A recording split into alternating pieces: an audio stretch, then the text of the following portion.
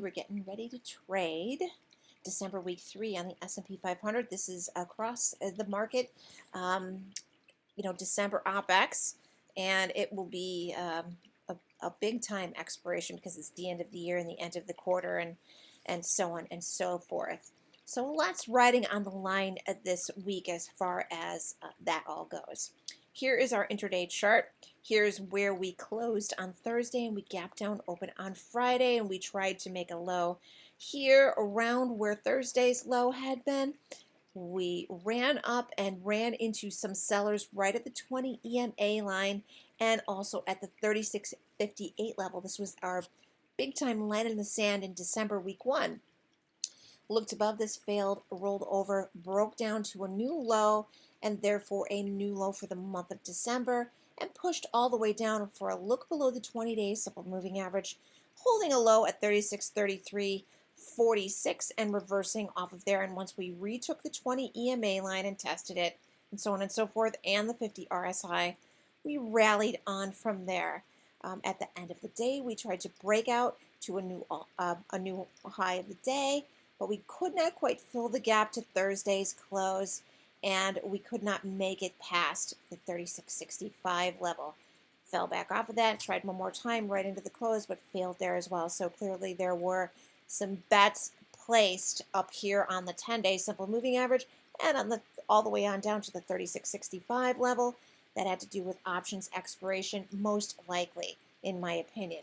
We have a new halfway back for the month of December now because of this new low of the day we put in, all the way down here at 36.72.93, and that's right in line with where the 10-day simple moving average is. So this is a big, big line in the sand that could get us a really solid breakout going if we could just get there on Monday, maybe even gap up open over that. So let's take a look at the daily chart now. Look at this setup. If you weren't seeing the fact that we've made an all-time high and failed to make the closing high to go with it, the all-time closing high, and then failed the 10-day the next day and closed below it, and then failed the 10-day once again the next day and closed below that, and the week below that. If you saw all that, you would think it was bearish. But when you look at this candle setup, you have a rally, you have a breakout and a failure and a big sell-off, and then a rally and a rally. And look at the buying tails on the bottom of these candles. And look at the way this candle came down here, tested the moving average, and recoiled and came right back up. This looks like a very bullish setup. This candle, in fact, here on Thursday, to my eyes, looked exactly like this setup that was back here going into Thanksgiving.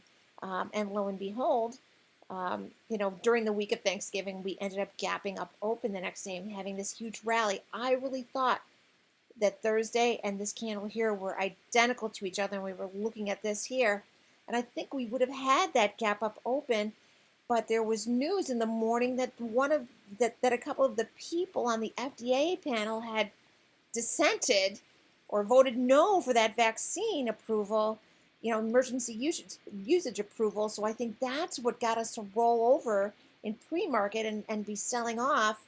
But as the day went on, more and more news started coming out that they were going to vote again and they would get approval. And sure enough, tonight, we do have that emergency authorization approval for the Pfizer vaccine. So we've got that going for us. And also on Monday, we get the Electoral College to finally, once and for all, certify the 2020 election.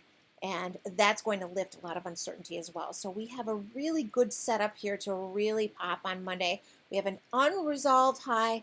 This high that we made on Wednesday of this week did not resolve the all-time high that had been made in pre-market on ES. And now that we're trading with a new contract, the players are already in this new contract. They've got no worries, about getting out and getting back in again.